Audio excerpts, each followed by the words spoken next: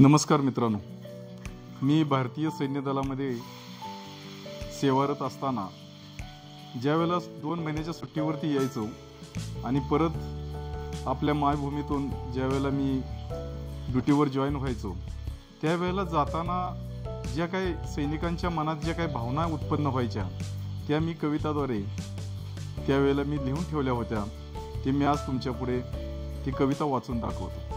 कवितेचं शीर्षक आहे देशभक्ताचा संदेश.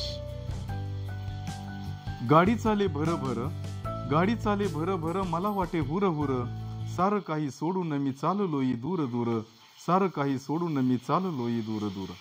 जिथे नाही माझे कोण, जिथे नाही माझे कोण, सगळे आणि सोय रे, तिथं सुद्धा जोडले तर बहुत मी सखे रे, परी नाही मिळत आई आणि बाप रे, परी नाही मिळत आई आणि बाप रे.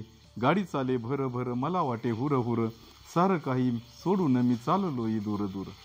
माझ्या जन्मभूमीचा निरूप मी घेतला, तिच्या रक्षणाचा विडा तुम्ही सुद्धा उचला, तिच्या रक्षणाचा विडा तुम्ही सुद्धा उचला.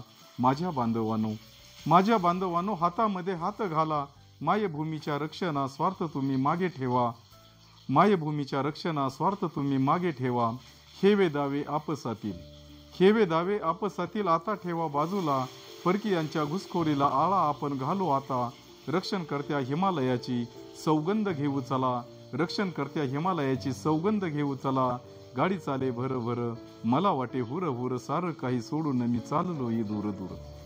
गाडीचा तो वेग आता थांबत नाही घाटालाई, पण जाता जाता एक संदेश ऐका या देशभक्ताचा, जाता जाता एक संदेश ऐका या देशभक्ताचा.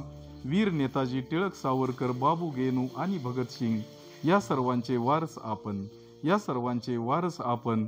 विसरू नका हो देशवासियो त्यांच्या जीवनाचे बलिदान, विसरू नका हो देशवासियो त्यांच्या जीवनाचे बलिदान.